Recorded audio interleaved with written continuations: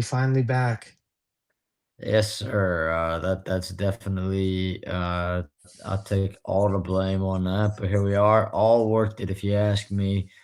Um, so to my understanding, I'm gonna have to somebody's gonna have to fact check. We need a fact checker probably at some point, but if I am not mistaken, we are catching up after Monday, correct? So from Tuesday onwards From Monday onwards. Last time or we from talked, Monday? you and I was Sunday, was Oh, Father's Day. that's right. Sunday, that's Um, right. You're right. yeah, Sunday, you're right. So Monday, June 22nd, I yeah, figure no better place to start than your experience watching Alele Blue against Iraq. I wanna hear about that. yeah, dog. First of all, man, uh, ain't no blame here at the Unfiltered Report, bro. We Ain't uh no we who? here. Ain't no blame. Ain't no Oh, ain't blame. no blame. There you go, Yeah, man. yeah, Appreciate we the we love. we Appreciate here. the We made it love. happen. There we go. And big shout out to you and Armand's recording, talking about the NBA and talking about some of the moves that were made. I know you dropped an episode today as well, earlier today, that I will give a listen to tomorrow. Appreciate Excited the to hear love. about that. So, Appreciate the um, love, buddy. you know, we all making our rounds, man. We all making Right, there magic you go. happen. There you go, man. Well, speaking of the Magic, I know they got Magic Mike and Go, but the head behind Uh, Magic Mike and Go, they had Magic Malik in the background somewhere. yeah, buddy. Yes, sir. You know it. You know it. All right, man. Let's talk about Philly because this one was very interesting. First of all, if you want me to, let me just talk about. I already spoke about my experience at MetLife, and that was a blast. And I want to talk about this one. And if uh, at the end of the day, which one did I like more? I liked the experience at MetLife a lot more, and I will dive into everything right now. So with Philadelphia, man, first of all, there was no options to shuttle. They didn't have that, unlike in New York. Um, so I Ubered over there, and like there was some locals telling me like, oh, like there's a train or there's this or there's that, and it's like, bro, like how am I gonna know that? You know what I mean? Like as somebody who's just coming in, like like how do I know what block to go to? I mean, block is easy, but I'm talking about like what time, and you want to make sure you get there early and whatnot, all this, all that. Um, so yeah, so that's the first thing. But nevertheless, I knew my mission.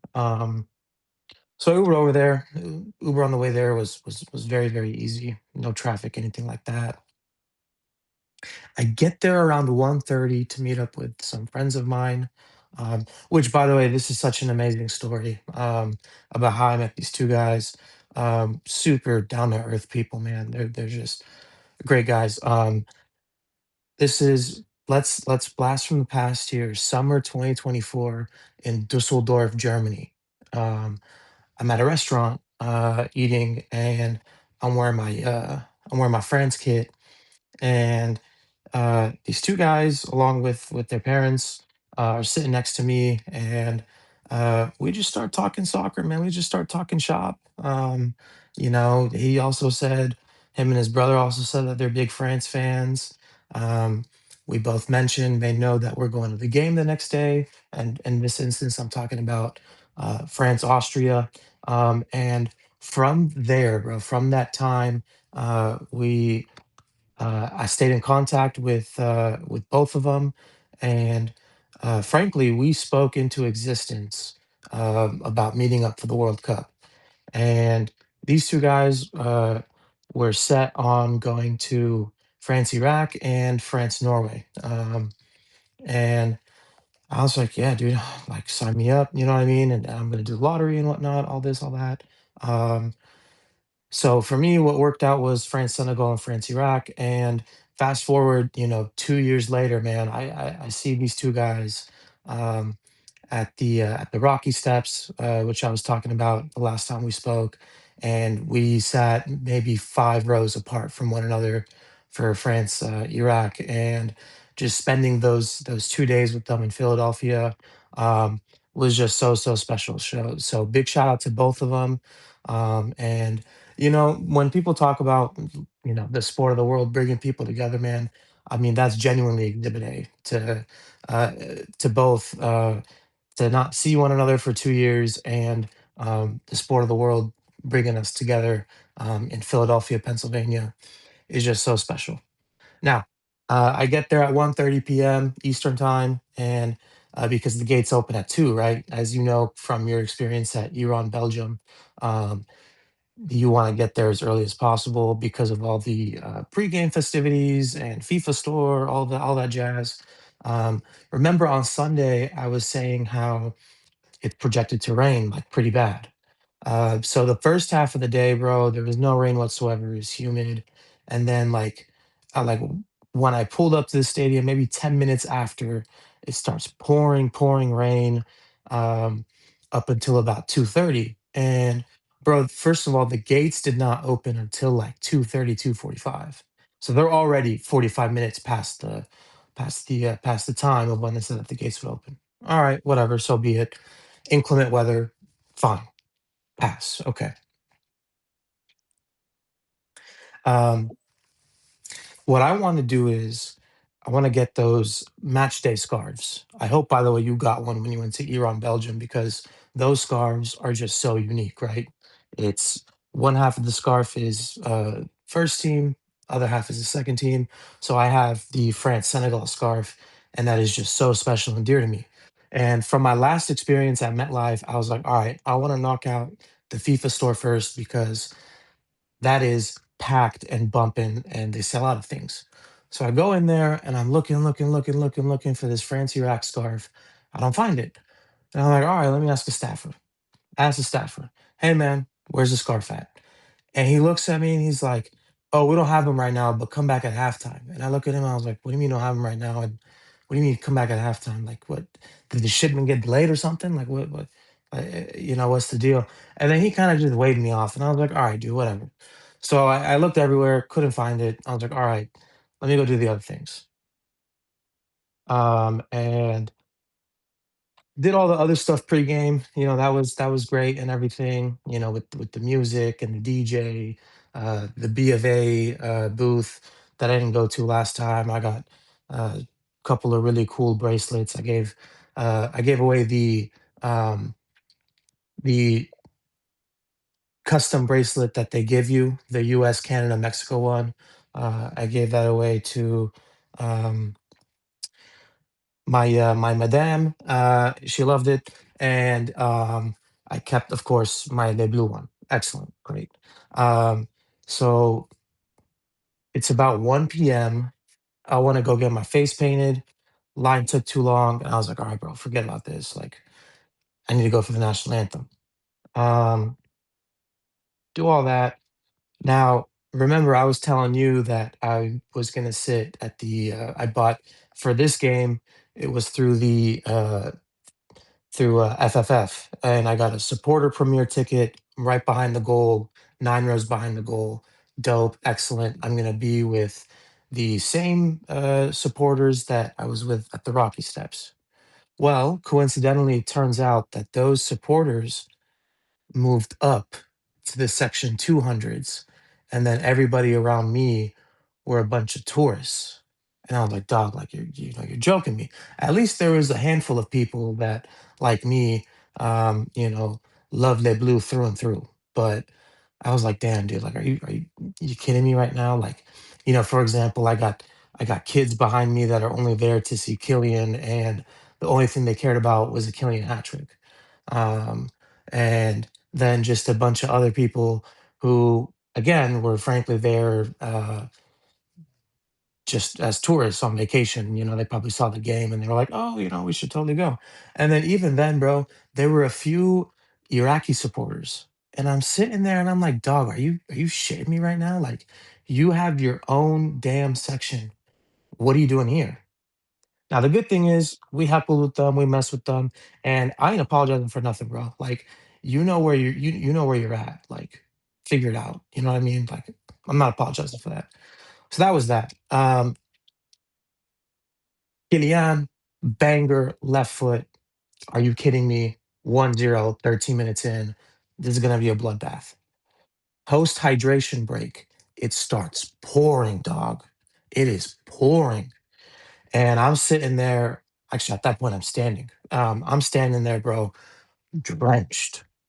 And at that point, it's about, just mitigating damage and not making a mistake because, bro, like those conditions that they were playing in from the hydration break from the first half onwards, not sustainable whatsoever.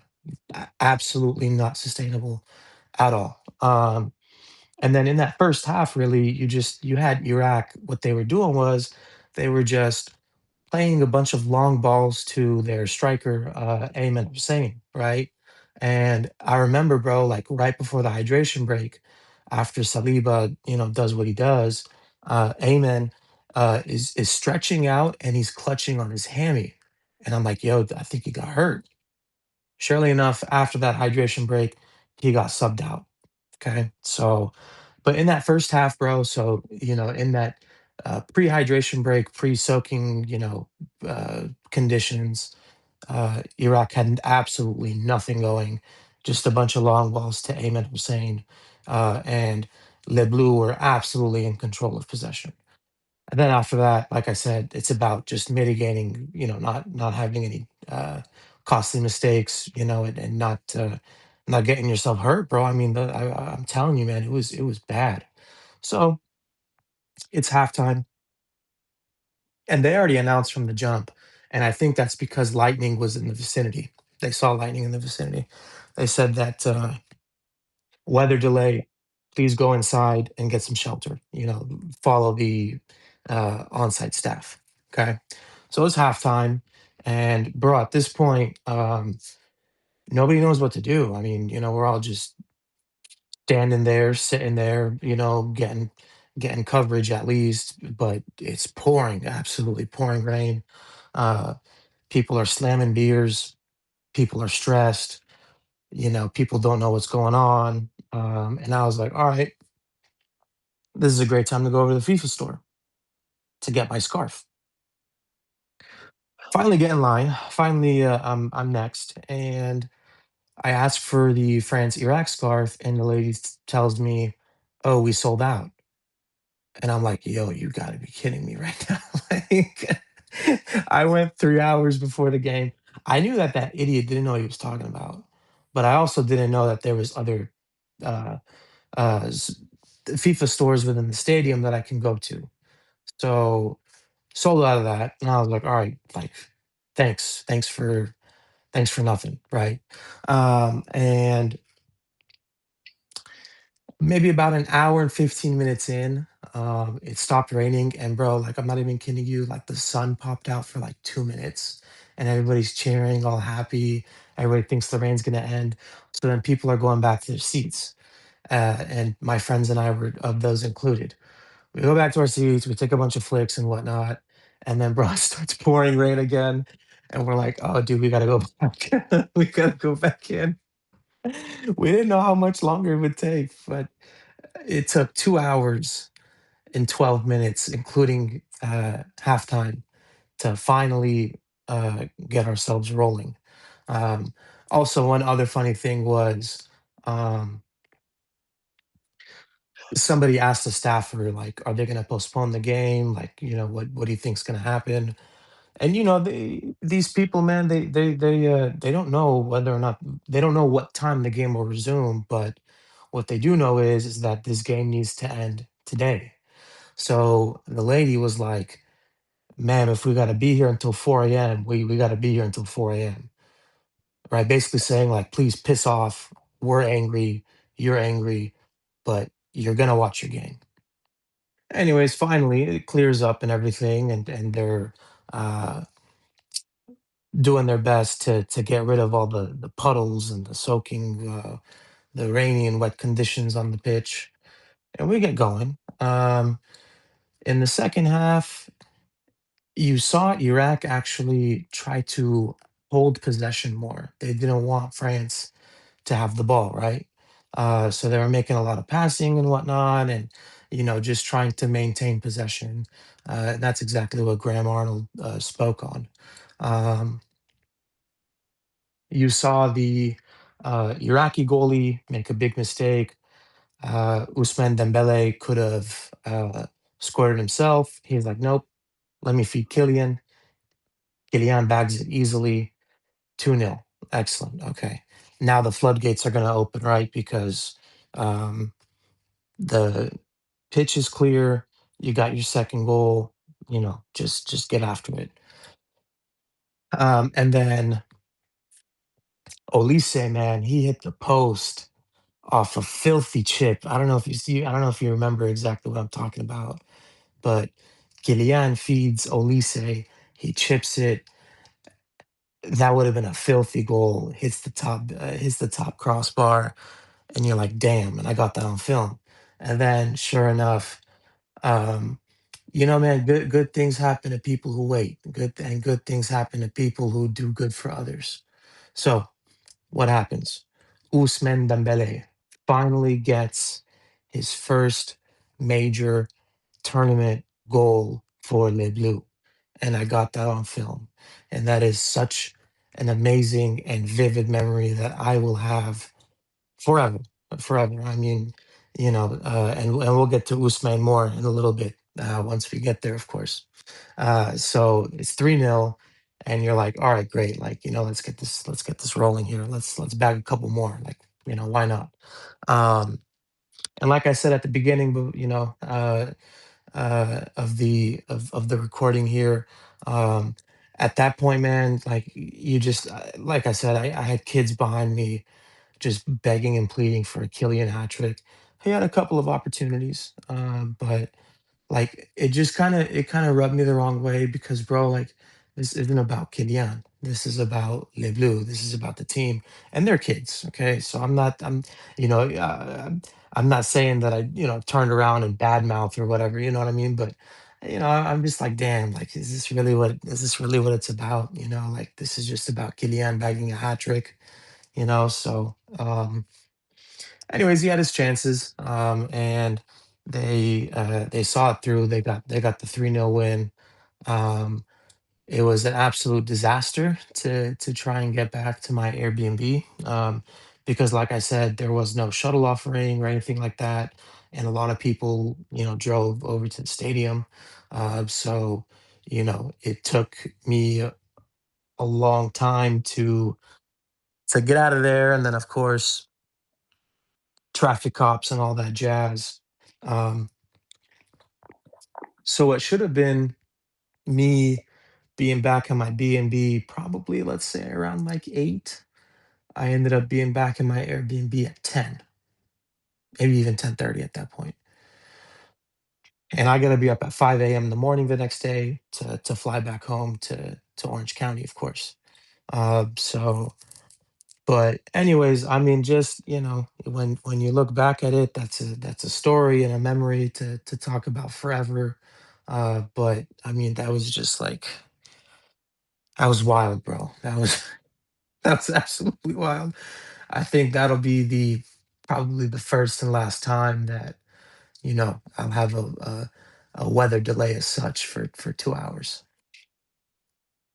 Man, what an experience, huh? I think it's interesting you mentioned the atmosphere because that's something that I've noticed not only in person but on TV. Like, maybe the attendance figures, and it's something we'll talk about throughout the rest of the tournament. But like, the attendance figures have been pretty solid, but for one reason or another, it's not the attendance necessarily, but like you mentioned, there's a lot of tourists, a lot of casuals. Um, and then you get that like you don't have like the true supporter sections. Everybody's kind of just like dispersed amongst each other. Um, which I would be interested because I'm sure when you were in Dusseldorf for the Euros, there's a lot more. There's like there's supporter sections for those Euros matches, right? Yeah, of course. So I think that's been probably one of the interesting contrasts. Like, you have that in person for both. I've only really seen them on TV, but like I think that's been the one contrast is like the attendance figures are one thing, but like you see some of these matches, and I know we'll talk about it further, but like some of them you watch on TV, dude, and it's like a friendly out there, man. Like with the atmosphere, like there might be a lot of people, but it might not necessarily be as loud as it could be. Um, so I see that perspective, and then obviously the rain delay portion of it. But all in all, hey, 3 points is 3 points, right? And to be able to make it out with everybody relatively healthy after that, with the weather delay and the conditions and whatnot, all in all, you can't ask for a better you can't ask for a better day for Le Bleu, all things considered. And you mentioned we'll get to France and match day three in a little bit. But while we're on the subject of Monday, there were three other matches that day: Argentina, Austria, Norway, Senegal, and Jordan, Algeria. Yeah. Uh, I'm not sure how much of any of those three you were able to watch, given the fact that you were at France, Iraq. But was there anything in those three matches that stood out to you in addition to Les Bleus? Yeah, yeah. So just your note on attendance.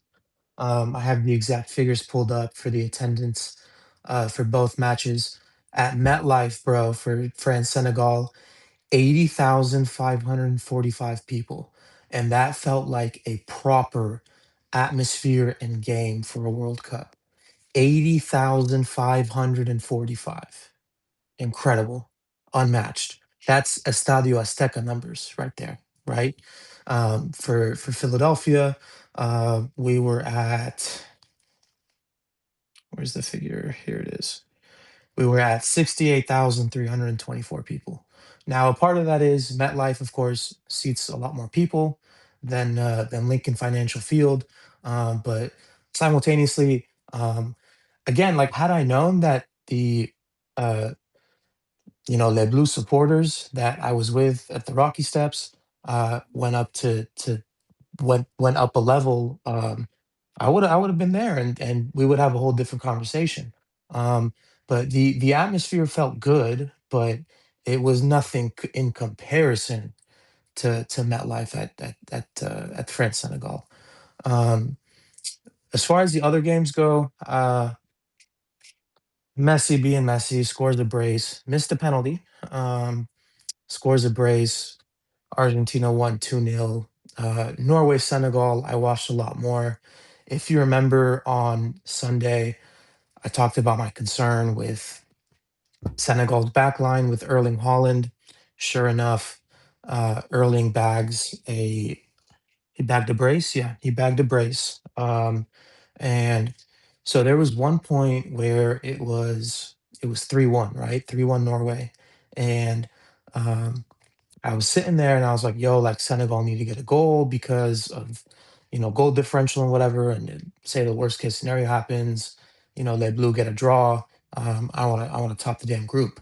And sure enough, in the 93rd minute, Senegal get that goal and it ends 3-2 to Norway. And that was huge because, like I said, at the time, um, France lead on goal differential. And you knew that um, at that time, um, it gives you peace of mind that a potential draw will get you through. Will make you top the group. So that was big time, and especially for Senegal, that was big time to get that goal. And we'll talk about that later, of course. Jordan, Algeria. That game started, I think at like 11, dude. Right? Jordan, Algeria. Wasn't that 8 p.m. Pacific time, bro? I want to say it was. Exactly. So I watched that pretty Yeah, yeah, yeah, intently. yeah. Yeah, Yep, yeah, yep, yep. yeah, yeah. Yep. I watched that very closely. A lot of people I know were at that game, and I mean, bro, it took an Algeria comeback to beat Jordan, and I was pretty bullish on this Algeria team. So when they were down 1-0, I was like, dog, like, are you serious right now? Like Algeria is gonna really crash out, legit through and through. Um, and they pulled that comeback. Similar story for Jordan, in regards to how like things shook out with their first game against Austria. I just want to say, man, I have so much respect for Jordan. While they are eliminated, they were a side that never got blown out by any stretch. Obviously, we'll wait and see tomorrow. They're going to play the defending world champs, Argentina. Even if they do get blown out in that instance, you have to give all the respect in the world to Jordan.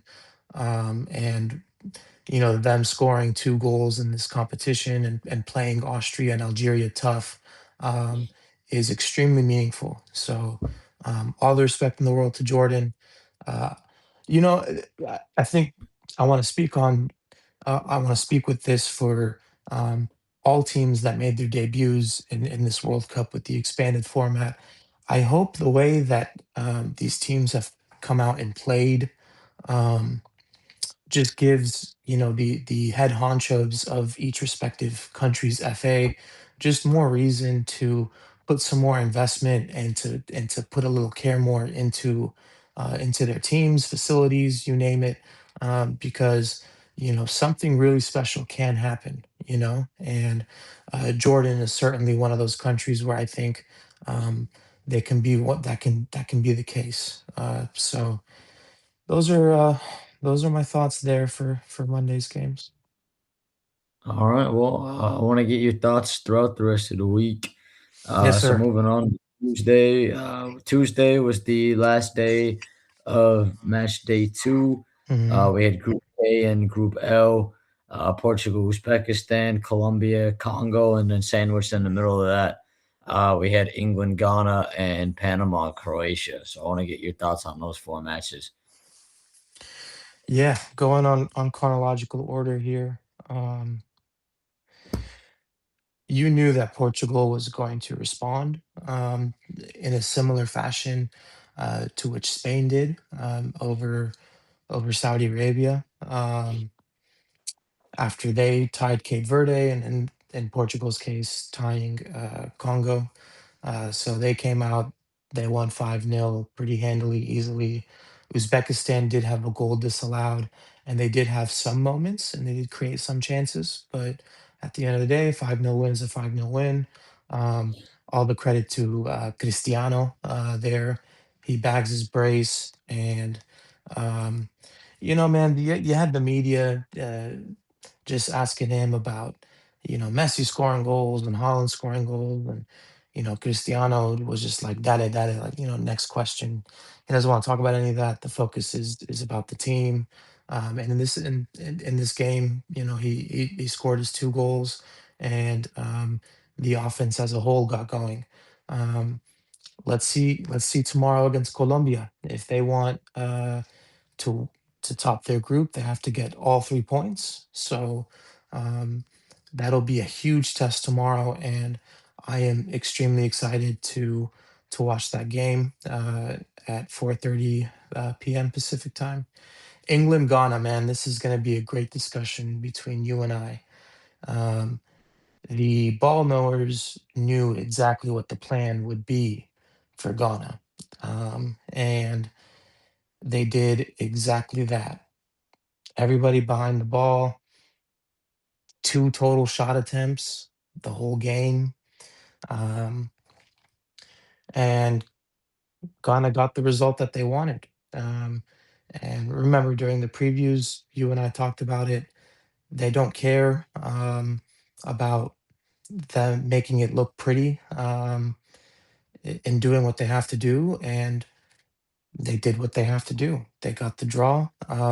You can certainly make the argument that there was some luck involved um, with uh, O'Reilly hitting the post there, and then Harry Kane skying his chance to Mars at the end of the game there. But um, the Ghanaians frustrated England. You can tell throughout the whole game they frustrated England. And I think you probably saw the quote. Carlos Quiros was like, "I think VAR went for coffee because they didn't Yeah. award us a penalty."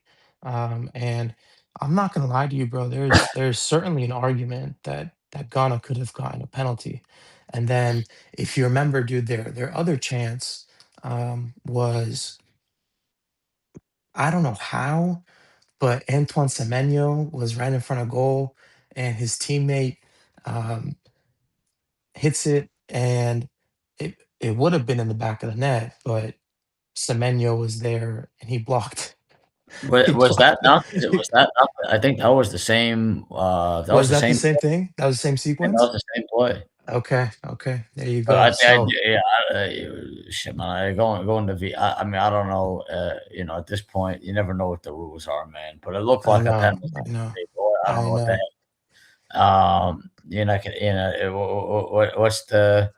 What's the old saying? I'm just here so I don't get fined, man. Yeah, Like, but yeah, no, shout out Carlos Quiros, man. I got a special soft spot in my heart for that dude. I know it's not the most aesthetically pleasing thing to watch, but I mean, they put on a defensive clinic against England, dude. We always talk about it with those sort of matches.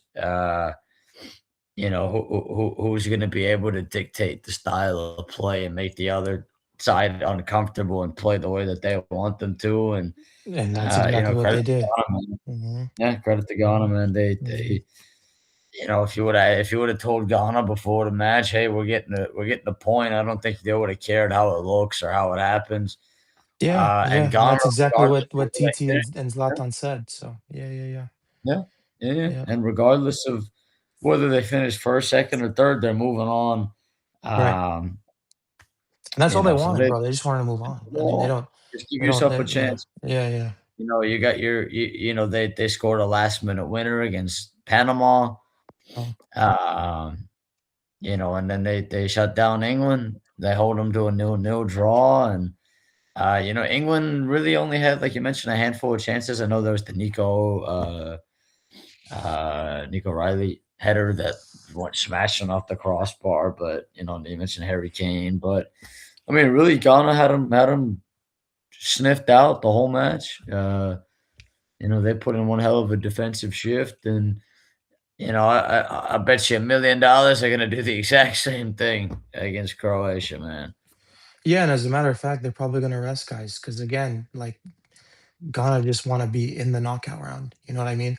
And, speaking on Carlos Queiroz here, I think his management style necessarily didn't really work the best with Iran because with the way that he manages, you need guys that are gonna be stingy, that wanna defend and do the dirty Yeah. work and I whatnot. mean, Iran's playing the same way right now without him, to be honest with you. I mean, the spirit of Carlos Queiroz is living well. I mean, you Yeah, know, but you know what? And we'll get to this. We'll get to the game, of course. But against Egypt tonight, they went for it. You know what I mean? They went for it. They did not.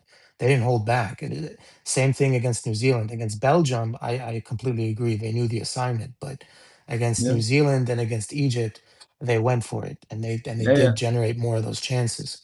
that's right. But with with with Kirosh, you need guys that are clinical. You need guys that, because you're only going to get a handful of chances, with the way that his management style is. And Yeah, they got it against Panama, and they stuck to the assignment against England. So, they did what they had to do. Croatia, Panama, pretty dull and boring game. Croatia had a substitute come on. I gotta give him his credit here. I don't wanna not say his name. Ante Budimir comes on, um, scores the only goal. Panama did generate some chances early in the match, and you feel for Panama, because they lost 1-0 in both games and they're eliminated with a -2 goal differential. You know what I mean? Currently with a -2. We'll see how it shakes out against England. But um, listen, in prior World Cups, Panama were a side that would get uh, thoroughly beaten. I'm talking like 4-0, 5-0, and whatnot. And for them against Ghana and Croatia to just concede one, and like we talked about, they might feel like they didn't deserve a loss against Ghana. They played well, and I think they're not a gimme anymore, if that makes sense. No, definitely. They, like you mentioned, even though they got eliminated, they competed in both matches. They didn't roll over or anything like that. They were a bit unlucky to lose against Ghana, kind of at the brink, and um, I mean, we talked about it a little bit, even before Ghana and Panama played, where that was going to be kind of one of those cagey matches. It just Ghana was able to get a last minute winner, and Croatia did what they had to do. Was it pretty? No, but 3 points is 3 points, and that's going to be a really interesting match day three between Croatia and Ghana. You mentioned, we get to match day three here in just a second. That's been one of the big themes. Has been resting guys. Yeah. Yep. Different reasons and different contexts. Yeah. And we'll get to it. Yeah. Oh yeah, yeah, yeah. Definitely excited for that. But before we get there, the last match at match day two, Colombia Congo. This was another match for Colombia in Mexico. This was in Guadalajara.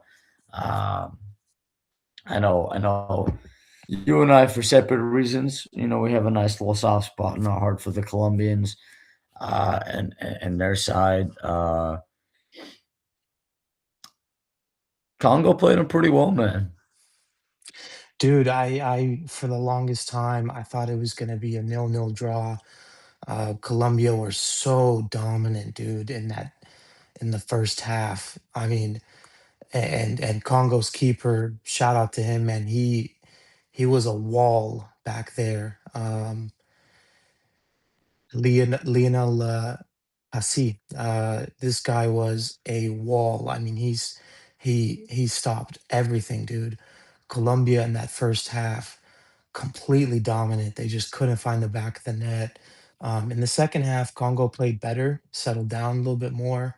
Um, Especially at the end there. They had a few opportunities, and then Camilo Vargas had to make a couple of saves when he got his number called up. But Daniel Munoz, the Pasi thought that he was going to go to the far post. Munoz hit it low in the near post and just hit a rocket, and it frozen. And that was the only goal that got him through. Lucho um, had a disallowed goal for offsides, very, very close one. And he was getting frustrated there. I remember him slamming the ground in frustration about that. James had a couple of really, really good chances. Bro, if James scored one of those, that arena would have had an earthquake, bro. Like that stadium would have erupted if Hamas scored one of those long distance bangers that we've seen him do in the past. But yeah, I thought this was going to be a 0-0 draw for the longest time, and Colombia get the breakthrough, and all they need is a draw in their game against Portugal tomorrow to top the group, which would be such a big result for them, man. That would be unreal, unbelievable for them to be top of the table in that group. Yeah, I can't wait for that one. It's gonna be a good one, man. Match day three on Wednesday kicked off. This was the first of a 4-day stretch with 6 matches each Yep. day, two at a time. We kicked off. We went BCA. We had Bosnia, Herzegovina, and Qatar start the day, and we ended it with South Africa, Korea, with a lot of stuff in the middle. Obviously, Mhm. Czechia and Mexico played simultaneously, and Switzerland and Mhm. Canada played simultaneously at the beginning as Mhm. well. Um, this was a fun match day three It opener. was. Yeah. Um, I'm interested to see your thoughts with these 6 matches. On the Wednesday slate here on that first day of match day three. Yeah, yeah. I mean, starting off with Bosnia, we know that they're through now. Um, what an accomplishment for Bosnia to do it. You had American born. He was born in Boston. Chose to play for Bosnia. Hit a banger. And with Qatar having those two red cards, you just I think you knew that they weren't going to win this game. Bosnia get it done. They advance. The more intriguing matchup was Switzerland and Canada. Bit of a boring first half there, no doubt about it. And then really right from the jump to start the second half, um, you had you had Switzerland score first. Um, and then they scored again. So in that first 25 minutes of the second half, they had the momentum, they capitalized, they scored both of their goals, and then Canada came roaring back, pulled one back, and they had many opportunities to tie it. And for them, a tie would have had them top the group. They fell short, and they are second in the group now, and that forces them to play in LA on Sunday instead of playing at home in Canada. So they're definitely disappointed by that, to not play uh, another match in Canada, and I mean, let alone a knockout game. For Canadian soccer, that's huge. That's big time. Um, they need. I mean, is Alfonso Davies going to play? They need him, man. They need him so bad, dude. They really do. And maybe against the South African side, they can get through with him maybe playing a half or something. But they desperately need Alfonso Davies, man. He is their best player, and we haven't seen a minute of him at all. So credit to the Swiss. They do it in their conventional way. I already talked about my beef with Swiss cheese there. Let me move on to Brazil, Scotland. Um, Brazil dominant display. Scotland had a blunder to allow the first goal, and then after that, that simply rocked Scotland's confidence. And um, I spoke about it with you and Shivam actually when we were on together about if you're a Brazil fan, you really should be excited about Mateus Cunha and Vini. And they are the goal scorers for Brazil. Vini bags a brace. Cunha scores one. Neymar comes on, finally makes a Brazil appearance after such a long time away with injuries and whatnot. And Brazil topped this group based off of goal differential. So give them credit. They look really good, and you can only play who's in front of you. But I do worry. I still worry about their midfield and their fullbacks. And until they prove me wrong otherwise, I will still remain concerned about that. We saw an 18-year-old Ayub Boadi dominate their midfield.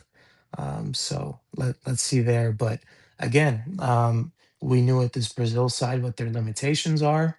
Um, but also we know what their strengths are, and that's their attack. And Vinny is having an excellent tournament. Give him all the props so far. He's playing excellent. This guy only plays for Carlo, by the way, FYI, if it's not obvious. He will only play for Carlo. That's it. Like, period, end of story. It's the only manager that um, resonates with him, I suppose. And yeah, Cunha's having an underrated, excellent tournament too, as well. So give them credit. Um, Morocco, Haiti. Uh, Haiti scored two goals um, with Morocco. Um, you did not see Ayoub Bouadi play at all, and certainly his presence was missed.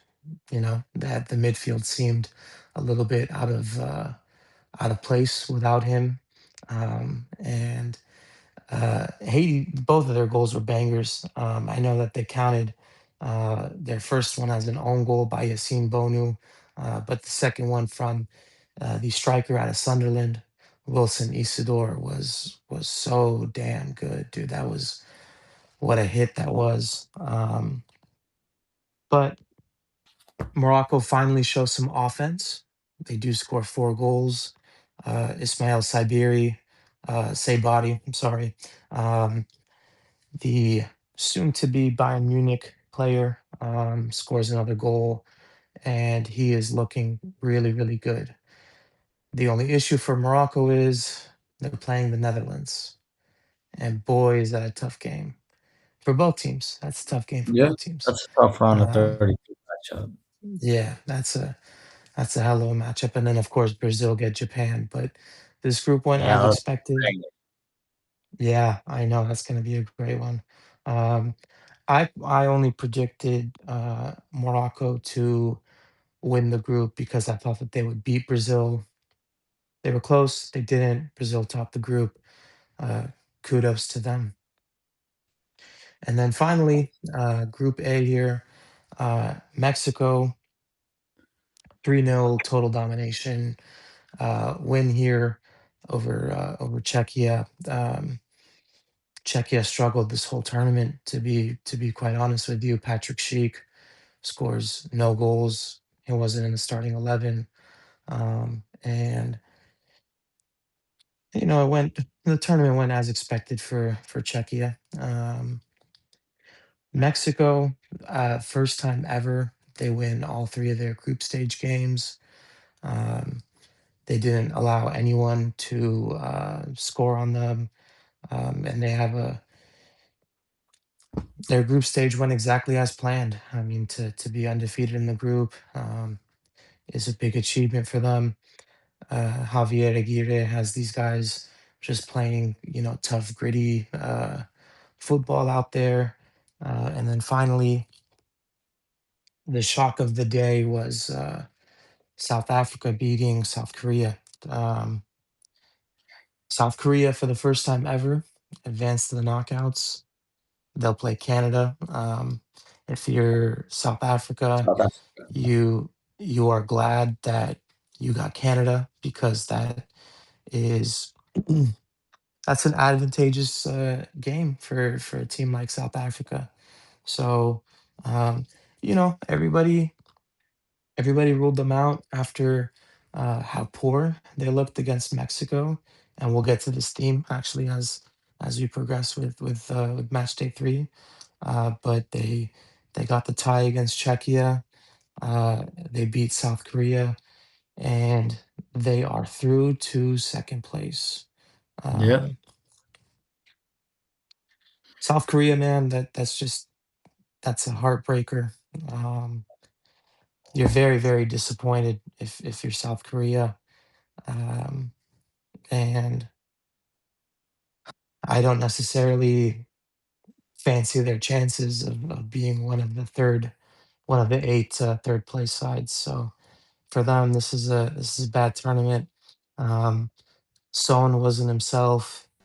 I mean, that whole attack, frankly, um, wasn't themselves, and they have to await their fate.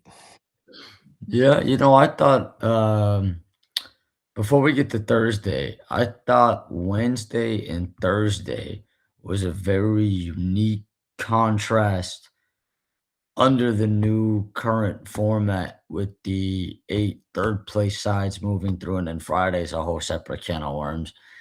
We'll get to that obviously, but I think what I mean by that is, you mentioned South Africa, for example. Given the way that the standing shaped out, South Africa were going into that knowing they needed 3 points.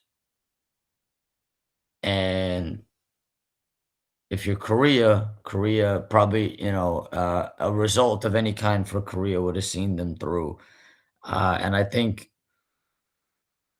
in this particular match, I think Korea, almost it felt like Korea were playing for a draw, and South Africa only needed one, but they got the 3 points and they end up moving through. And now South Korea is on pins and needles, where they're hanging on by a thread to be one of those 8 third place sides. I mean, you said it best, man. All the credit to South Africa. You know, they looked about as poor as any side could play in a match of any magnitude on match day one. Match day two, they weren't even necessarily spectacular either, but they were able to find their way back into that match. And now not only making it through, but finishing in second, and you've got Canada and in Inglewood at SoFi to kick off the round of Mhm. 32. I think if you're South Africa and you've already weathered the Estadio Azteca, I think Canada at SoFi Stadium is not so intimidating. Right. Right, right. Um, and at that point, you mentioned first knockout stages in your nation's history. You go for it, man. You got nothing to lose.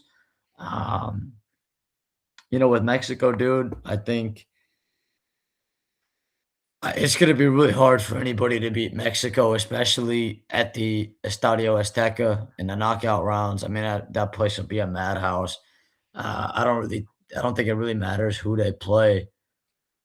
I think it's gonna be hard to beat them, man. And then one of the best moments of the tournament, Memo Ochoa coming on in the second half was really cool.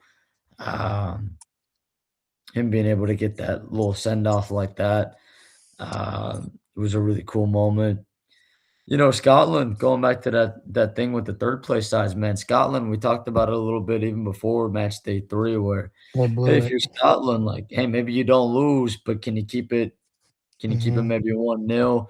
Mhm. Um, they gifted Brazil a couple of gimmies, and Mhm. now they're on the outside looking in, hanging on by an even lighter thread than Korea's on right now, based on goal differential. Morocco, it's a tough one against the Netherlands. That's a tough matchup, man. Um, but you know what? Credit to them. Credit to Morocco. They make it through, and whether they make it as far as they did last tournament or not, they're a tough side to play. That's going to be one of the best matches of the round of 32. And a lot of credit to Haiti, man. You mentioned some of these nations that you mentioned Jordan, for example. We'll get to some of these other nations, first timers and whatnot, or smaller nations. Haiti got a lot to be proud of, man. They easily could have gotten a result against Scotland. Um, I think even the scoreline against Brazil maybe a little bit misleading. Obviously, they weren't going to win it, but it's not like they played completely terribly. And then they gave it a good go against Morocco. Switzerland, then finally they start my guy Johan Monzambi. Mhm. He continues to be a difference maker. Him and Ruben Vargas have been their two best Yeah. players, Yeah. uh, going forward. And for Canada, like you mentioned, big bummer for them not being able to have that knockout match in Canada. And then, dude, Bosnia and the USA. Yeah. Uh, that's gonna be a fun one, man. At You know, Levi's. At Levi's, yeah, in Santa Clara, Bosnia. Listen, Bosnia's gonna be tough, man. The US might beat them, but it. I think, like you mentioned, ball knowers like Bosnia is tough to break down, man. They're gonna be compact. They're not gonna, they're not gonna be afraid of the moment. Bosnia, um, and it's a huge accomplishment for them. But then, I mentioned this contrast because, and I'm interested to get your thoughts on this contrast because Thursday I felt on Thursday, you had a couple of matches where, one of the maybe concerns about the current format was going to be if it came down to it on match day three and a draw gets both sides through, are they going to play for a draw or is one of them going to go for it? And I think, for example, like Paraguay, Australia, dude, both of those teams were content for the point and to move on. Yeah. Neither one of them really cared to win it. They play out to a draw. They both advance. Mhm. Sweden, they let five past them against the Dutch. Credit to our guy Graham Potter in Sweden. They said, "Hey, you know what? We're gonna have to put the clamps down and really, we're gonna have to defend." And that's what they did. They played it a little bit more conservatively. They get their draw. They move on. But then on the flip side of that, Ecuador, man, I know you got a lot you Yeah. want. about with Ecuador, and that's that little contrast where, South Africa needed the 3 points, they went for it, they got it. Ecuador needed the 3 points, they went for it, they got it. And then on the flip side, Sweden didn't need to fully go for it, they just needed the point. Paraguay and Australia didn't need to go for it, they both were content to get a draw, I felt like, and neither team really went for it. They really didn't do much of anything. It really felt like it wasn't until stoppage time in the second half or Australia or Paraguay were like, "Hey, you know what? Let's take a little crack at goal and see what happens here." Yeah, yeah, yeah. I mean, just um, a couple things about the Wednesday matches. South Africa coach Hugo Broos, he led Cameroon in 2017 to win the AFCON. So this guy's been around. He knows what it takes, and he took an even keeled approach. Never, uh, was just him. He was calm, cool, collective, and they're through. Scotland's coach right after the game said that we're most likely going to go home, so they kind of knew what their fate was, and in totality. And then now to get to Thursday's games, and you set the stage so beautifully. Looking at Paraguay, Australia here, expected goals are as follows: Australia at 0.55, Paraguay at 0.24. And I remember you on the day yesterday texting, "Yep, Paraguay and Australia are playing for a draw." And I just because Germany wasn't playing for a draw, by the way. Like, let's get that clear. They were not playing for a draw. Nagelsmann didn't rest anybody or anything like that. But in the case of Paraguay and Australia, it's just those smaller nations that are like content with getting a point and whatnot.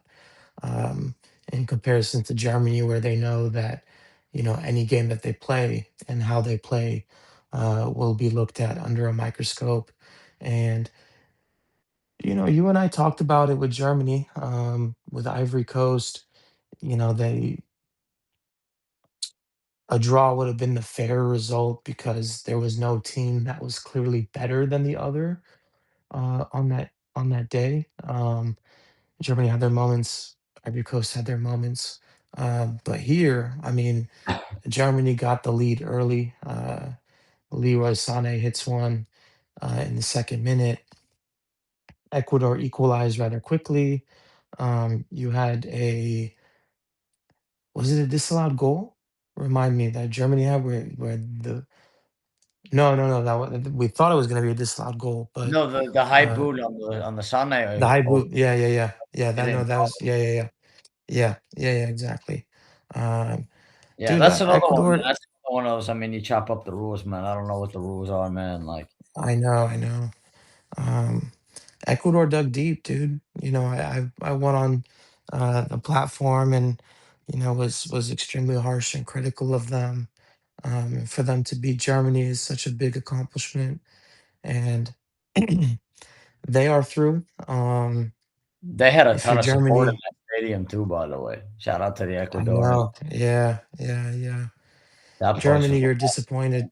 Um, you're going into the knockout round knowing that you didn't really rest anyone with the loss. So um, they'll play Paraguay. And I think as the tournament progressed, Paraguay are finding their groove. yeah, So, similar to, South Africa. They couldn't have looked right. worse in the first match, and they found a way to buckle down and advance. You tip your cap to both of those nations for showing Yep. that resolve and being able, it goes to show you, sometimes, you need the full picture, as tough it is to be, maybe, sometimes it's hard to take that step back, and I'll be the first to admit I am a prisoner of the moment sometimes myself. And credit to both of those nations, man. They dug deep. They both qualified. Um, but yeah, I think one of the themes we'll talk about with some of these nations, man, especially as we get to Friday, you know, Some nations, it's like, "Hey, man, qualifying is good enough." And then for other nations, it's like, "You know what? Anytime we have the opportunity to play, we take this shit seriously." Right, right. 100%, 100%, absolutely. And then just to speak on the other games, Ivory Coast did what they had to do. They got the 2-0 win against Curaçao. Um, Tunisia was one of the worst sides of this tournament. I mean, they just played so damn bad, and Yeah. they really thought that Hervé Renard can come in and change You it know up what, just man? If like you that look at with one their snap if of you a look at finger. the African, if you look at the groups in the African World Cup qualifying, man, I don't know how they Bro, had a yeah, chance. you saw their group? Yeah, it's Yeah. one of those things, just the way I guess the draw and the cookie crumbles, but, Mhm. there's African nations that didn't get to qualify that I think would have done a lot better than Tunisia. It's just the way the groups Yeah. shake out. Yeah. Yeah, 1,000%. And then the big game here that is getting a lot of media attention is Turkey and USA. Um, the US make 9 changes to their starting 11. Um, everybody knew that Turkey were not going to just sit and not do anything.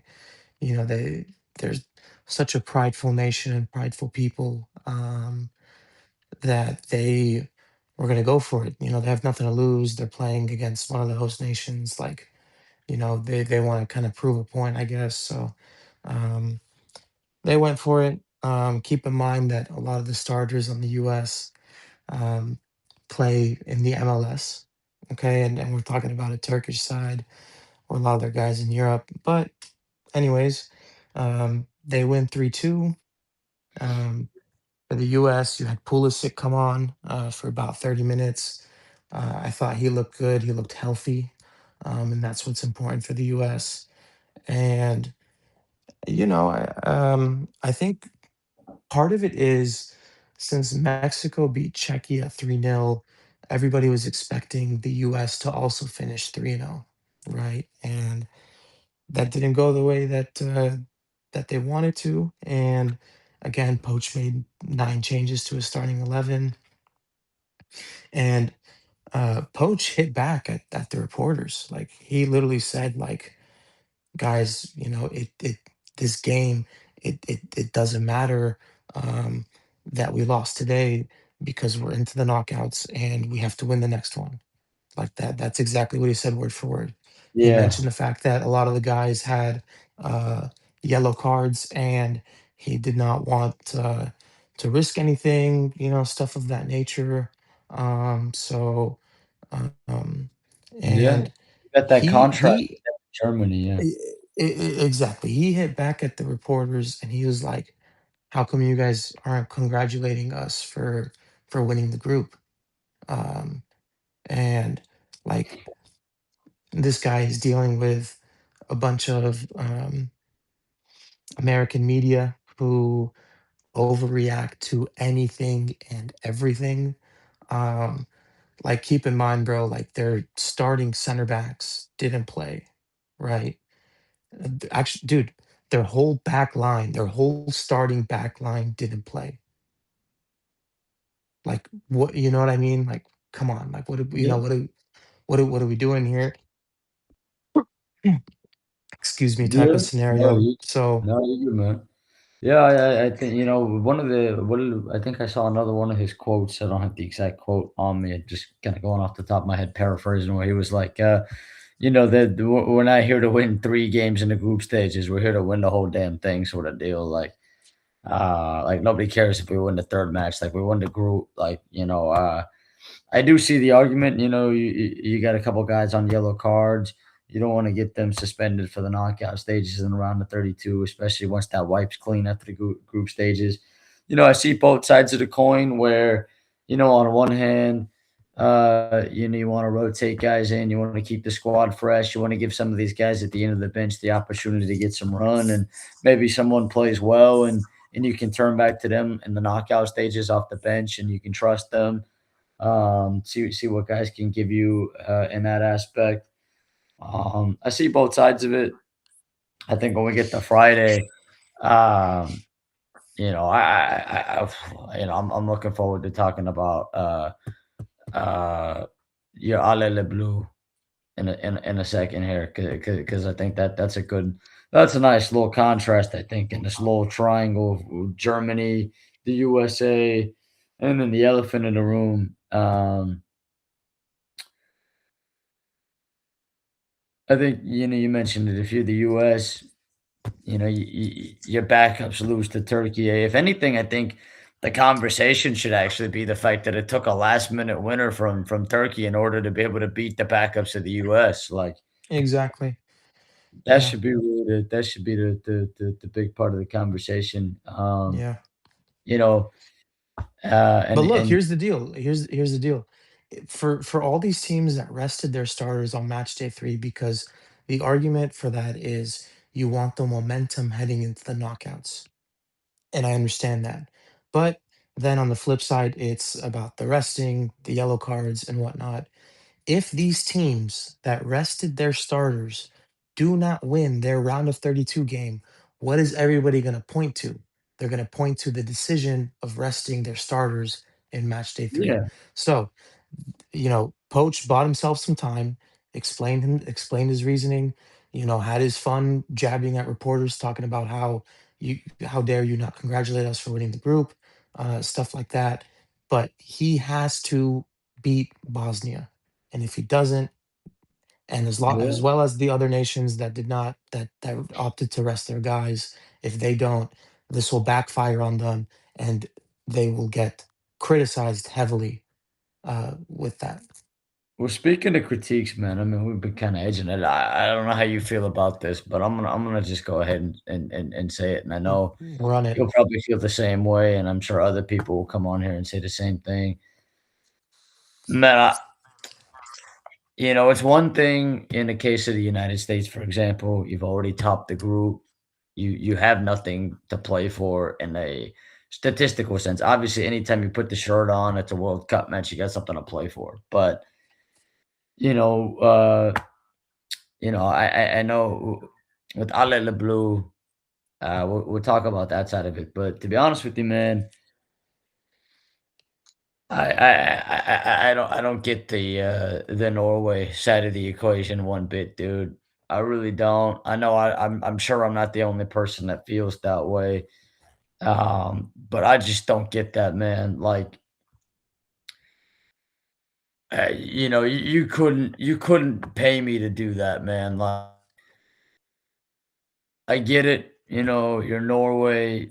You technically already have qualified for the next round. But dude, you gotta go. I just don't. I don't like the message that sends. I think it. Not to make it about the sports gods, but I don't think the sports gods should smile upon that very happily. I mean, I just and look, I mean, even a guy like Erling Haaland, man. I mean, he's one of the best players in the world. I mean, if he's not the best, he's one of the best. Obviously, he's probably in the top upper echelon of what, five players in the world, maybe 10. I don't know. It doesn't matter. It's all semantics. He's incredible, right? But like, even him saying like, yeah, I don't really care, don't care for the France match. Like, they're probably gonna win the whole thing anyways. Like, and then you go out and Yeah. you go out and you have a chance to beat France and top the group, and you basically just said, "No, you know what? Like, we're just kind of happy to be here. We're happy to qualify for the next round, and we'll take our chances against Ivory Coast." Look, I'm gonna be honest with you, man.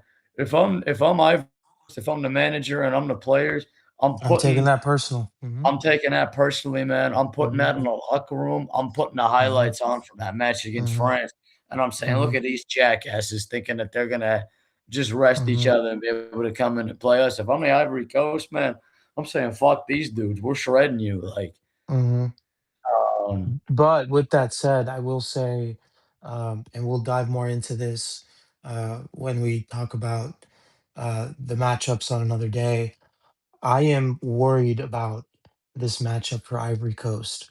because they are so damn clumsy defensively. Like, I am genuinely worried about that matchup for them. But with Yeah, that being we'll talk said, about yes, it. absolutely, absolutely. Yeah. It's a huge insult. I agree with Oh, you. yeah. Many people wanted to see um, uh, It's an Holland insult to the sport, against man. Killian. Like, it's one thing if you're the USA and you've already clinched the top spot in the group, but like, dude, you got a shot to go win the group, dude. Like, go for it. What do you mean? Like, what are you talking about? Like, you haven't. I mean, on the subject of Ivory Coast, I know they played Curaçao on Thursday. I want to give some love to Curaçao too. Mhm.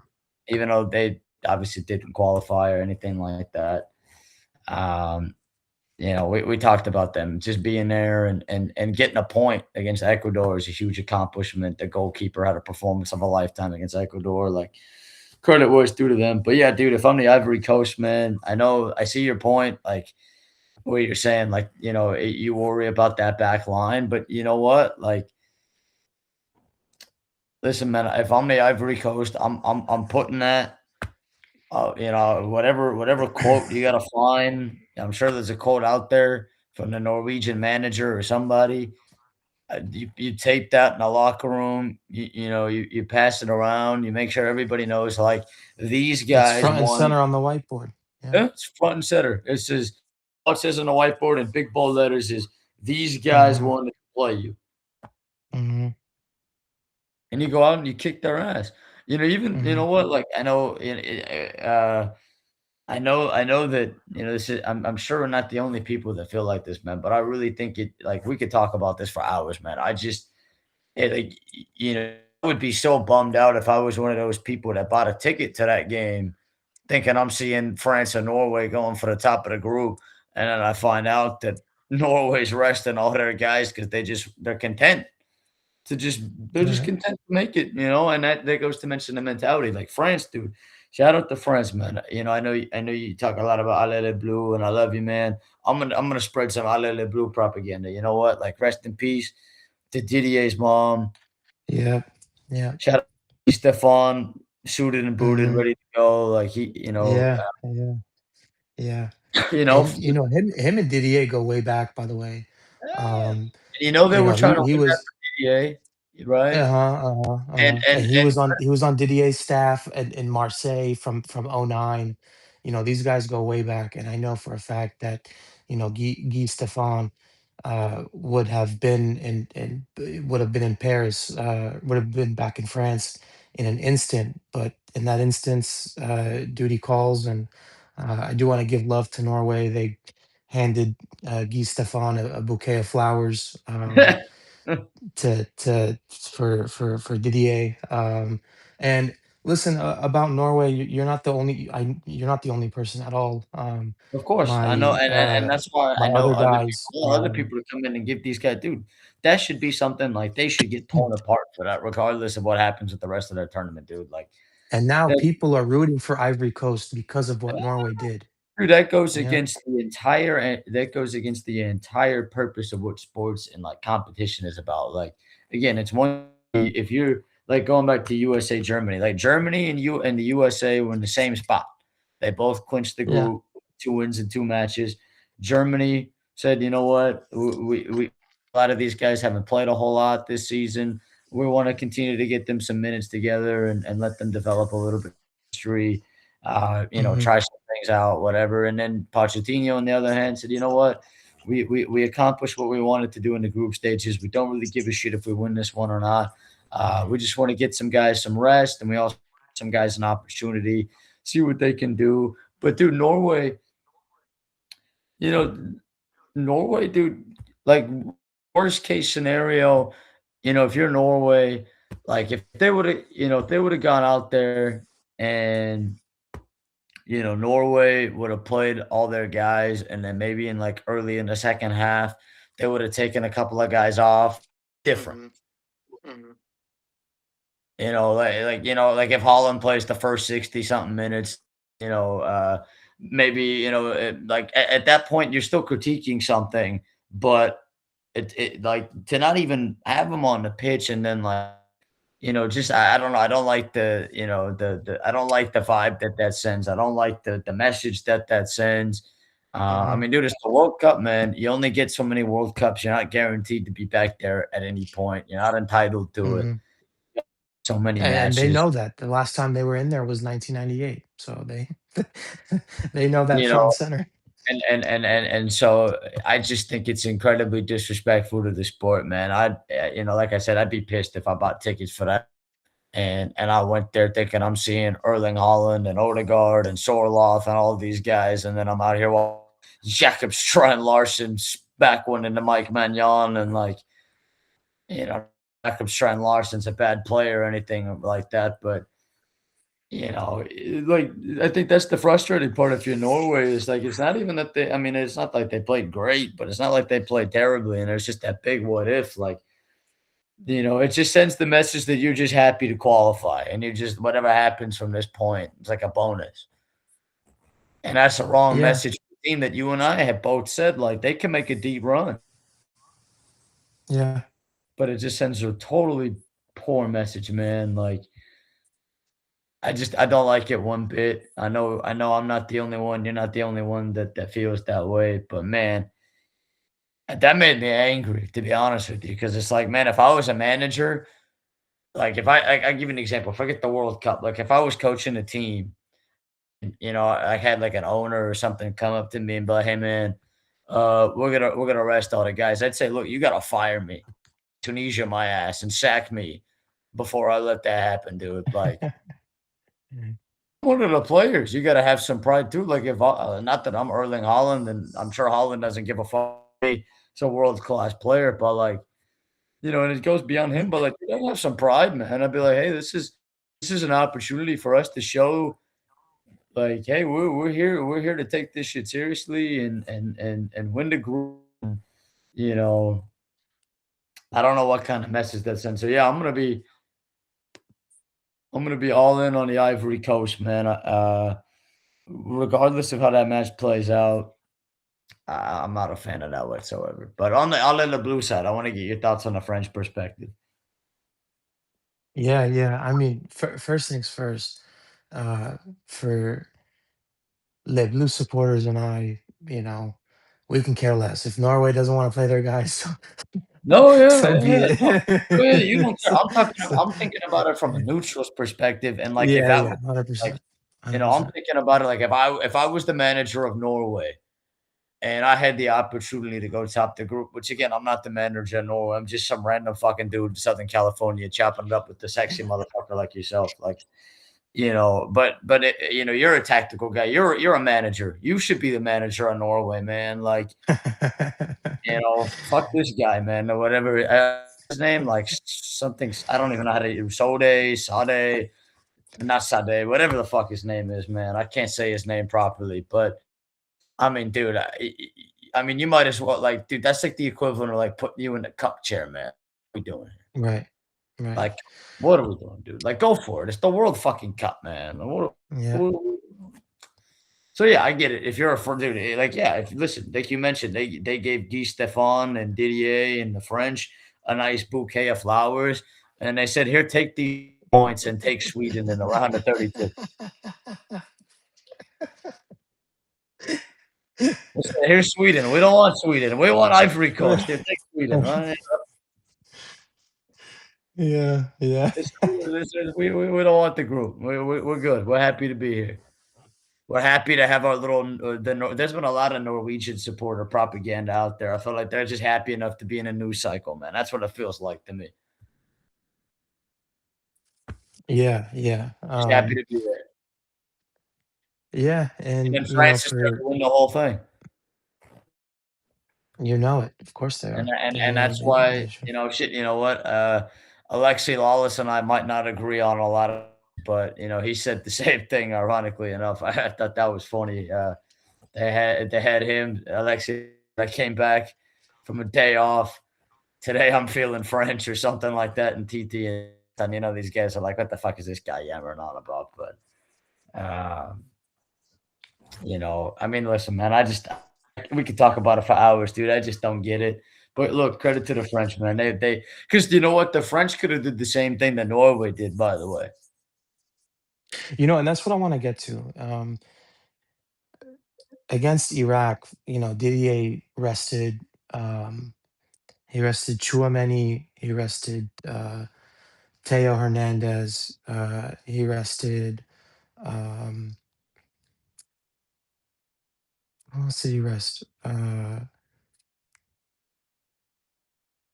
I guess you could say Due, maybe if you want to. I mean, Due and Barcola are kind of rotating there, but against Iraq, he rested a couple of guys, and then in today's game, um, he did rest Adrian Rabiot and William Saliba.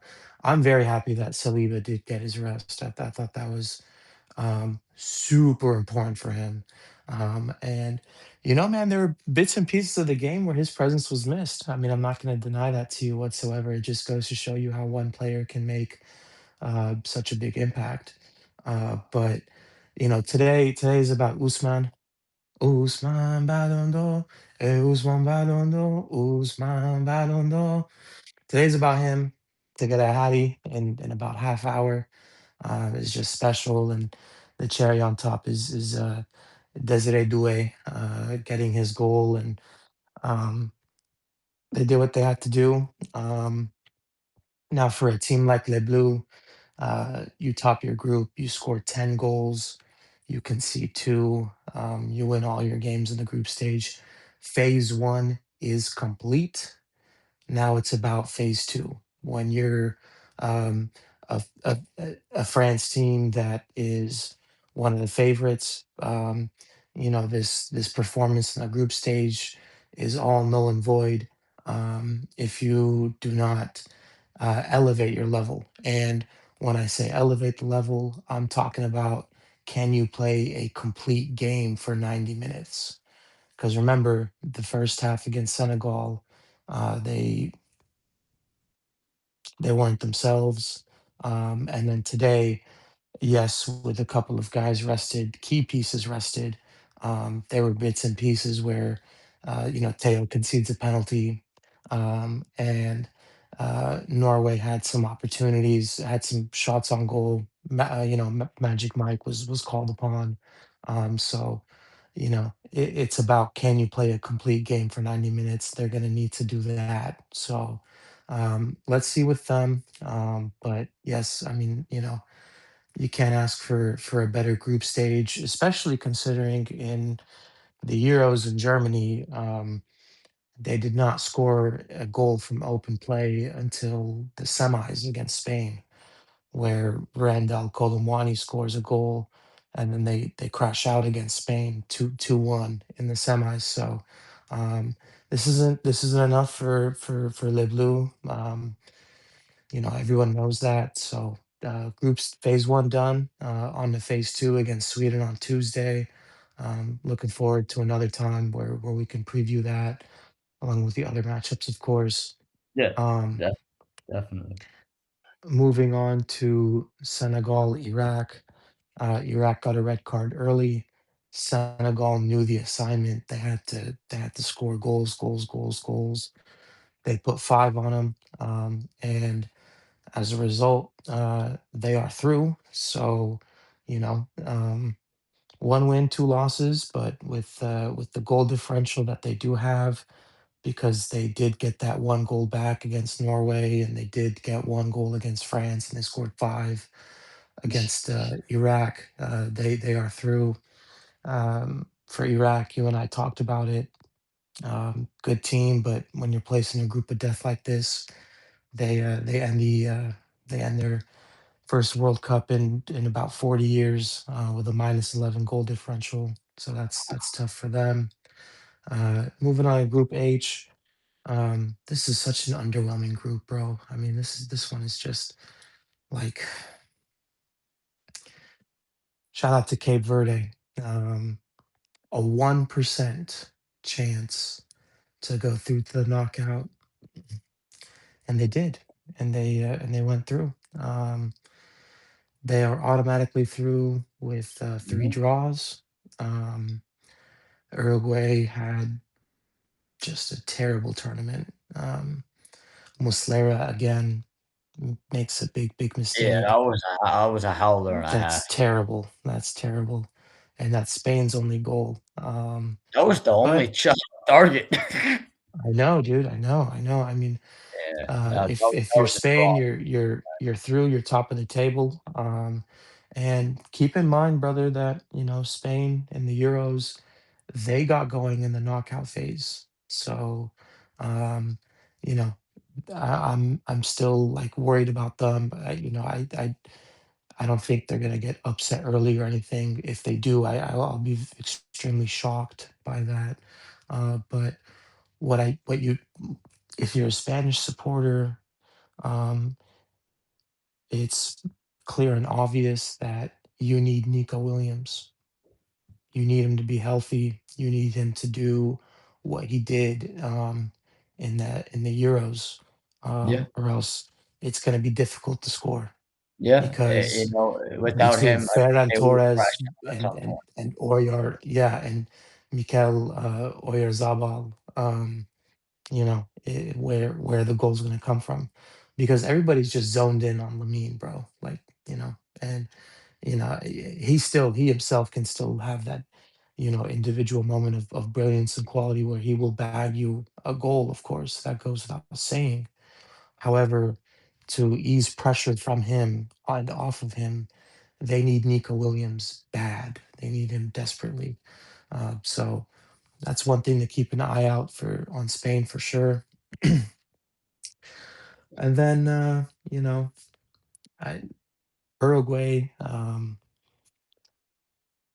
Marcelo Bielsa made the substitution for Muslera, and then for some odd reason, bro, he takes off Federico Valverde, his best player the whole tournament.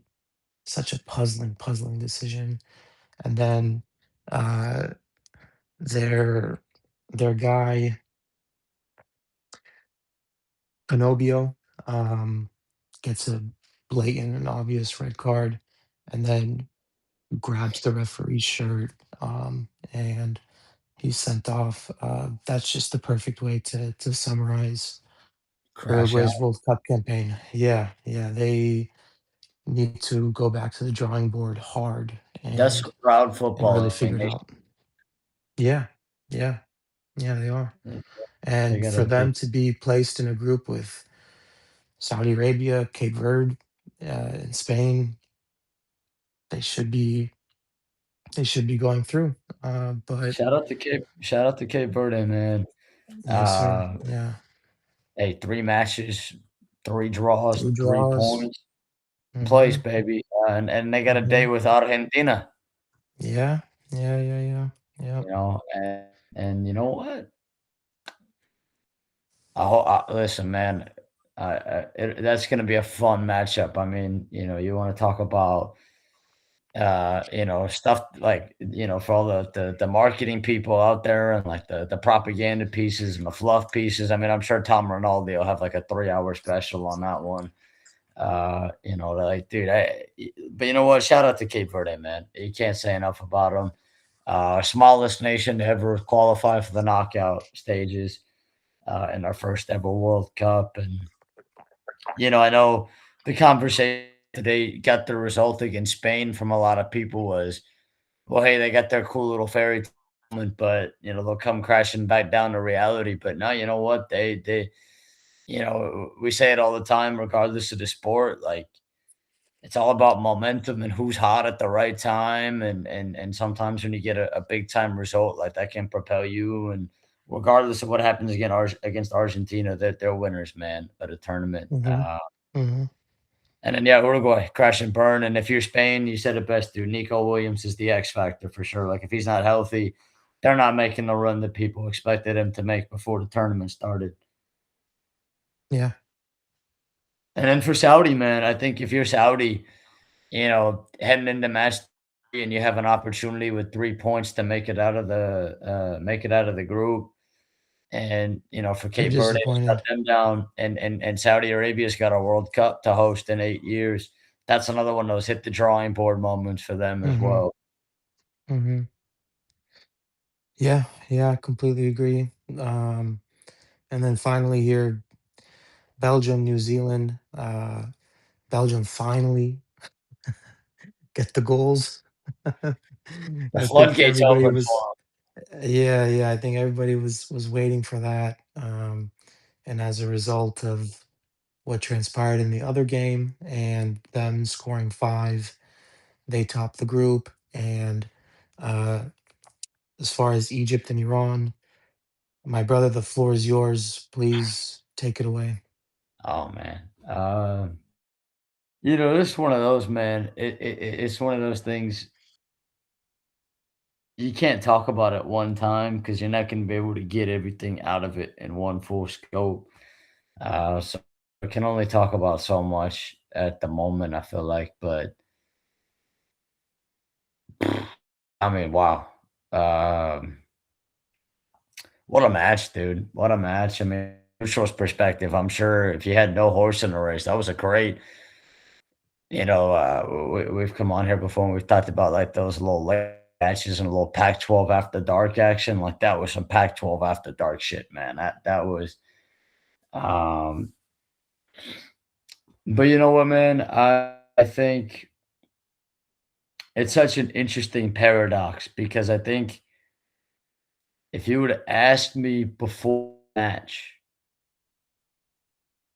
hey, they get a draw. I think, would I think you would have said, okay, you know what, heading into match day, not heading into the last day of the group stages of match day three, if they had 3 points, you would hope that either Ghana and Carlos Queiroz do you a solid and Ghana knock out Croatia, which how poetic would that be?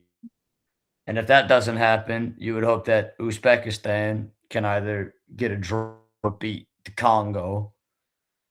And if Uzbekistan beat the Congo, beat them by 8 goals in order to leapfrog them on goal differential. And if neither of that or beating Croatia happen, then you would have to hope for Algeria or Austria to beat one another, which we talked about Australia and Paraguay earlier. And I wonder if that's going to be a similar story. Both of those teams are just going to chop it up and play for a draw, or if one of them's going to go for it. Obviously, you want to take matters into your own hands and qualify off the rip in the top two. But I think if you would have told me beforehand that hey, they don't lose, they get a draw. Obviously, not the most ideal scenario, but it keeps them alive. I think I would have taken that. Um, but then, to see it play out in the way that it did, and to have them be so close, man, to get in second place in the group, it does sting a little bit. I won't deny that, but I think as the dust settles and it's a couple hours have gone, the match ended. Um, Honestly, man, I will be rooting for Ghana, Uzbekistan, and one of Algeria or Austria to beat each other, and so that way they can qualify. Obviously, I hate that it comes to that. I mean, dude, they've had some. I mean, not just this World Cup, but in previous World Cups and previous tournaments, they've had some really bad luck. They've come really close. I mean, whether 2014 against Argentina, they battled that out as well as they could have, and it took a moment of brilliance from Messi. They also had a penalty shout in that match way back when. They didn't get that. Messi scores a banger. They lose. 2018, they played Spain about as well as you could play them, and they had Portugal. They had that, man. They had that match, and they had I'll never forget Taremi at the end stoppage time of the second half, and they hit the side netting. Uh, and then against the U.S. in the last World Cup to come that close. But man, this you want to talk about a game of inches, dude. I mean, holy fucking smokes, man. Um, Not just I think you go throughout the whole match, man. I mean, within similar to the New Zealand match, they conceded early. Uh, this one, Ali Reza Baron has been great, not just in this World Cup, but in previous renditions and other tournaments. He had a little bit of a howler too. We mentioned Muslera. Baron Vaughn had a little bit of a howler himself. Um, it was actually a little bit of a dollar. He could have easily just secured the ball and he kind of and then carried him to the Egypt guy, and then the shot went right through his arms and through his legs, and next thing you know, it's 1-0 Egypt, and then a couple minutes later, Taremi gets fouled in a penalty box. You think, holy smokes! I mean, here we go. There's your lifeline, and then you can see the look on his face. You can see he's a guy. When he gets to the penalty spot, 9 times out of 10 he bags it. But you could see that in his face, you could almost tell on the TV screen. Looked a little. I don't know if it was nerves or pressure or whatever it is. I mean, that's about as easy on a penalty kick as you're going to get. I mean, it was honestly pretty similar to the Jakob Strand Larsen penalty Jan saved earlier. It was pretty much the exact same penalty, just many hours later in the day. But yeah, Taremi, man. I mean, against England, he hit the crossbar, and then he misses the penalty. And then before we even get back to Taremi, I mean, Ramin Rezayan, shout out to him, man, equalizing it, and he's been spectacular throughout not only this tournament but previous renditions. But he's been a joy to watch. I'm glad people are starting to really realize how fun that guy is to watch. Um, you mentioned Carlos Quiros earlier, and kind of like they the last two matches especially, man, they've did remarkably. I tip my cap to these dudes. They've given everything they possibly can. Um, they really did a great job of limiting Egypt, and again, that howler.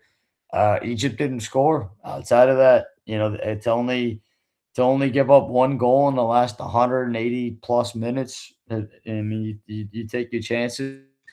But you mentioned it that they went for it. They really only went for it in the last like 10 minutes of the match, which I figured Mhm, that was kind of what they were going to do. But they went for it at the end. mhm. They kept themselves afloat, and then they went for it. And then, Taremi flicks a little header off the crossbar, half an inch, and it's 2-1. And in between that was the goal that, I'm sure if anyone hasn't seen it out there, they'll have seen it by the or maybe they'll go look at it. I mean, you can attest to this better than I can because I don't know, man. I mean, I mean, I'm not if I really know what the rule is at that point, but they've got the voodoo technology, man, similar to what happened against him, where Taremi's ass cheeks were like half Yeah, a his the million. hairs on his butt cheeks, yes. This one Yeah, was like the his sliver of the toe toenail. of your Yeah, yeah. yeah. So, I mean, they got the voodoo technology that, like, I guess they're able to 3D hydroplane it or whatever the fuck and I it down to know, the yeah, they can get it down to the millimeter. But dude, by the naked eye, I mean, you have no idea, man. Like, I know. and for that, dude, I mean, the roller coaster that they take you through where, I mean, dude, they were defending like hell for a majority of that second half. Egypt, man, they took off Mohamed Salah pretty in the second half. Marmoush Mhm. didn't even start. He came on in the second half. Marmoush was killing these guys, man. Uh, they did everything in their power to, they had to have, they had to put in all their energy into making sure Marmoush didn't carve them apart. He came on and was pretty lively. But all I mean, look again, Taremi header half an inch goes off the crossbar. Then in the third minute of stoppage time, you get the goal that I mean, when it goes in, it's kind of sad to say this, but like in going ballistic in celebrating that goal, there's the part in the back of your mind where it's like, man, they're gonna take this back somehow. You already know it, and then lo and behold, it happens. So to kind of go through that little emotional roller coaster, if you will, and then after that, another great chance, Yeah, with Saeed Ezatolahi, and his header goes. bouncing off the crossbar as well, a half an inch lower, it's 2-1. And I mean, holy smokes, man. I mean, you're going through the ringer at that point. Um, so again, if you would ask for the match and they get a draw, you take it and you live to hope to be one of those third place sides. But to come so close to getting the 3 points and finishing second, um, definitely stings a little bit. But listen, if they make it, they make it. I don't care who they got to play. I don't know the exact scenarios, but if I'm not mistaken, if one of those three scenarios that we mentioned happens, not only will they make it, I could be wrong. You might have to fact check me on this. I think they play the Swiss. Okay. I could be wrong. But I know if they would have won that match and they would have been second, They play they would have Australia. had Australia, but then with that Argentina, Cape Verde in the round of 16. Mhm. So if I am correct, I could be wrong, but if I looked at it correctly, if they do end up making it, there's a good chance it'll be Switzerland. And then if they can get past the Swiss, it would probably be that Portugal Colombia group winner tomorrow night Okay. uh, in around the 16. So, you know what? Look, if you make it through, you make it through.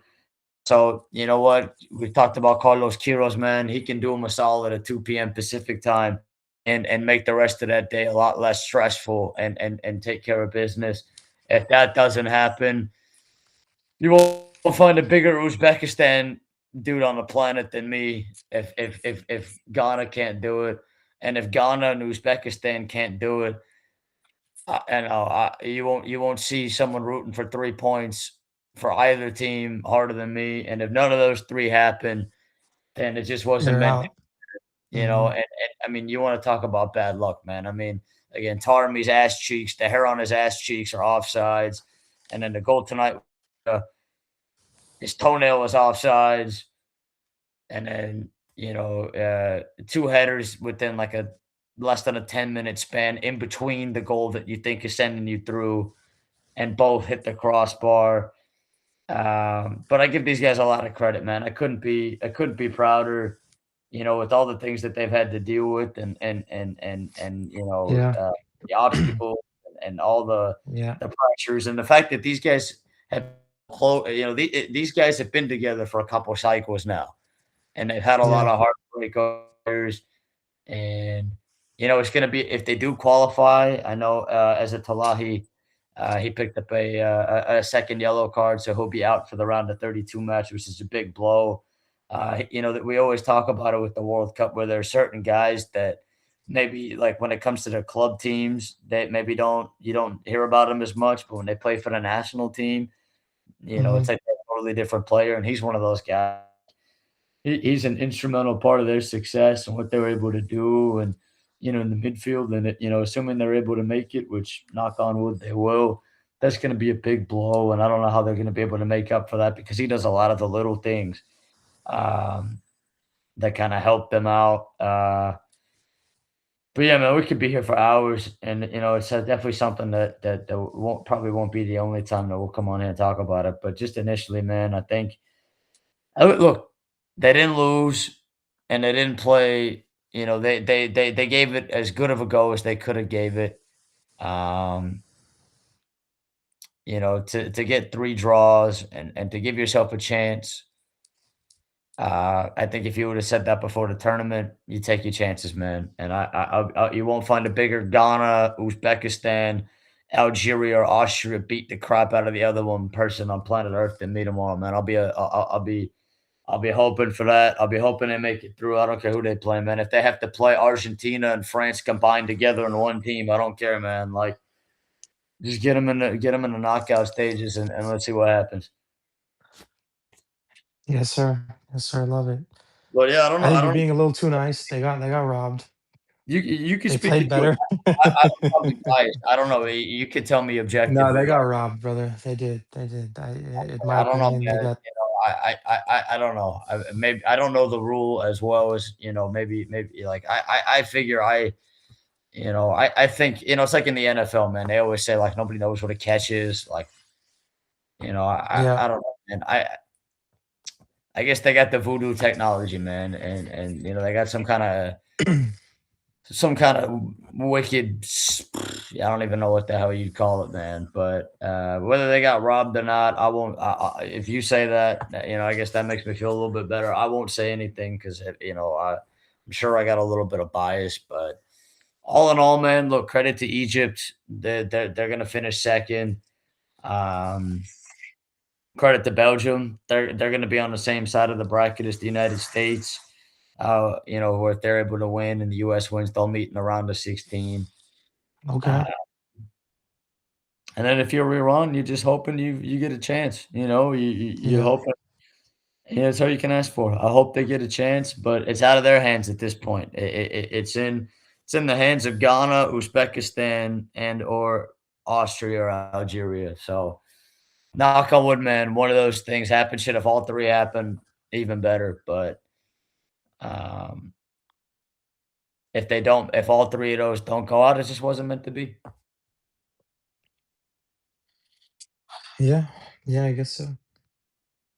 But before we put a bow on this bad boy, and I'm gonna speak it into existence, Iran will be in the knockout stages. Yes, Looking sir. forward to that. Um, any concluding thoughts, whether it's any of these matches we've talked about, or looking ahead to the last match day before we get to the knockout stages. If you just want to put a bow on this bad boy. Yeah, I think England, want to put up a good performance, especially after the draw against Ghana. Um, Colombia Portugal will be the best game of the day, even if it's a 0-0 or a draw or whatever. I just think the intensity there will be unmatched. Um, and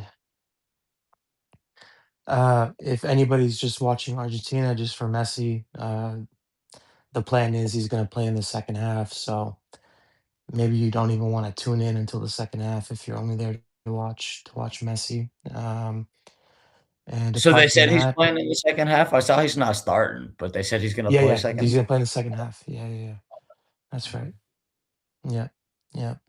Um, Apart from that, it's been an amazing group stage. I think part of why so many people um, we're not used to a 48 team format, and we just saw that one game can qualify a side no matter how poor a team looked in the first two games of the group stage. So that's something new to us, and like I said, teams like Ecuador, South Africa, um, who did look in that manner, had one great game. They're through to the knockout. They don't care how they got it done. They're through now. They can move onward and upward. So that's a new concept for us. So that's something that I'm gonna take for sure. Um, when the when other World Cups approach, but obviously this one ain't near done. But that's a big observation from me so far in this group stage, and um, I think with Algeria, Austria, brother, I think both sides are gonna go for it. I don't think this is gonna be one of those things where it's So you don't think it's going to be they Australia Paraguay situation? no. I think they're both gonna go for it. I don't think Algeria is gonna want to try and test their luck. You know what I mean? Because their goal differential is I think like -2, is it right? Because three I think zero so. 2-1, it's I -2. So they can't afford a draw, dude. You know what I mean? Because with 3 points and -2, I don't think they're gonna get through. Well, Because they're South already on Korea. 3 points, right? So that if they get a draw, they get 4 points and they're through. Oh, yeah, yeah, yeah. Well, I mean, we'll see because of that goal differential. We'll see how things shake out there. Um, but no, I don't think Algeria or Austria are gonna do that by any stretch of the means. So Your lips to the sporting gods' ears, man. I think it's gonna be a nerve-wracking day for sure, man. yeah, It's gonna be a nerve-wracking day. Uh, but we're getting close to the knockout stages, man. We're on the eve of it, and I know we'll continue to be here throughout the rest of the tournament. And we're just getting started, baby. It's not even July, man. So, there's a lot left in the tail, and can't wait to continue to talk about it as it unfolds. And there's still so much we haven't gotten into, which I'm looking forward to getting into in due time here. But my brother, I appreciate you taking the time out of your night to make this happen. Always a pleasure, dude. It was well worth the wait. Um, and we'll be back at it very, very shortly. And you mentioned we'll talk about the knockout stage matches once the final full bracket is out and ready to rock. Yes, sir. Appreciate you, Ryan. Appreciate you, brother. Love you, man. Love you more and good night, everybody.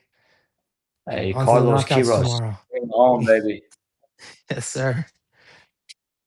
Ale. Hey, by the way, shout out to you for making it on the telly. Oh yeah, yes, sir. Yes, sir. That the cover photo for this one's gonna be epic. I'm gonna send it your way. There you go. I think you sent it me. I sent it again. Hey, Yes, you made sir. it on the telly, baby. Yeah, yeah. Brother's going up. Mama, I All right, made bro. it. Mama, I made it. He made it on the telly. All right, Oh, man. brother. Brody. Till next time.